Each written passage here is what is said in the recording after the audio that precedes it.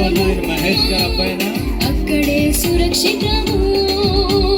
అప్పుడు ఏది నన్నంటదు, ఏది నన్ను ముట్టదు, ఏది నన్నంటదు, ఏది నన్ను ముట్టదు.